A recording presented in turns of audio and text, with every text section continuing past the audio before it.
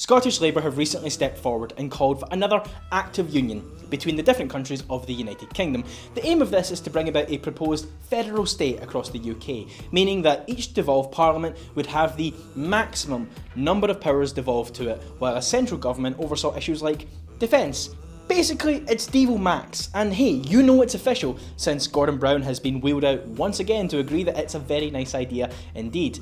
But what's that, you say? Lay off them, Stephen? Scottish Labour calling for more powers for the Scottish Parliament is surely a good thing for them. Wrong. And here are 8 reasons why this will backfire terribly on them. Number 1. Doesn't this all sound familiar? It should, because it's what Labour promised us we would get if we voted no back in 2014. The worst part is that not only did we not get the federal solution that Labour had promised, but the party were actually instrumental in blocking key powers being devolved to Scotland during the Smith Commission. Labour politicians specifically blocked minimum wage powers being devolved to the Scottish Parliament, something they are now saying should be devolved. According to Maggie Chapman, co-convener of the Scottish Greens, they also blocked trade union legislation from being devolved, essentially locking Scotland into having to take the Tories' toxic trade union bill at a time when it could have been avoided. To now say that actually Scotland maybe should have more powers only highlights one thing, that when they told us before that the vow had been delivered, they were lying. Number 2.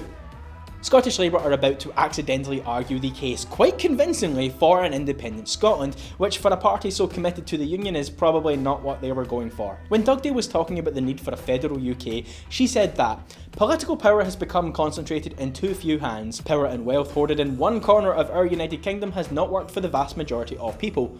Well, yeah, we told you that 2 years ago, but here's the problem Scottish Labour has now built for itself. If they do not get a federal deal, which I honestly do not believe that they will, they'll have just backed themselves into a corner of admitting that the UK just does not work when it comes to power and democracy, and the only viable solution will be independence, which they won't back, therefore looking pretty useless. Number 3. People are tired of Labour doing gimmicky stunts at the worst possible times. When the Brexit vote happened and many of us were staring wild-eyed around screaming, "What is going on?" Labour decided that yes, this was the best possible time to start a schedule of resignations from Jeremy Corbyn's cabinet.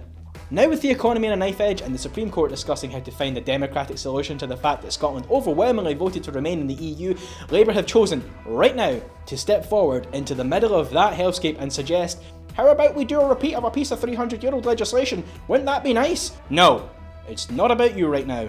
Number 4. 62% of Scots voted to remain in the EU, which is higher than 45% who backed independence. In theory, that means that there's a chunk of folk who are now looking at whether they may want to back being in the EU or the UK in the future. These are folk who may have stuck with Labour through everything of late, so they might be a little miffed that you just told them you want to forcefully legislate away the opportunity to re-examine the question. Good job. Number 5. Watching unionist voters slip over to the Tories because of your inconsistent messaging on supporting or not supporting Scotland's place in the EU or the single market must be frustrating. But trying to out-union the Tories is just not a good look for you when everyone is worried about bigger issues. I mean, geez Labour, you won, get over it and stop banging on about independence. Number 6.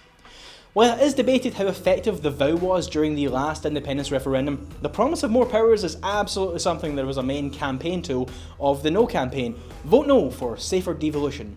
So if you told everyone that they would get the maximum number of powers for Scotland that was possible, didn't deliver on that, promised it a second time with a new Act of Union, then failed to deliver on that too, what chances do you think there are of anyone believing another vow from Labour in the event of a second referendum? Exactly. In fact, it'd mean that the only folk who could offer a promise of more powers would be the Tories, and they aren't exactly the most trusted in Scotland either. This move from Labour has just killed off a potential campaign tactic for the No campaign in the future. Number 7. Calling for an Act of Union right now just highlights a bit of a problem for Labour when it comes to their commitment to devolution, or for that matter, the Home Rule that they've been promising since 1888.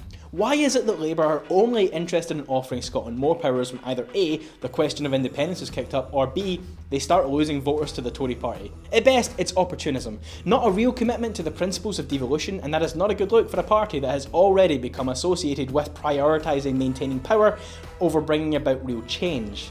Number 8, and finally, this is maybe the saddest one of all, it's just not going to happen.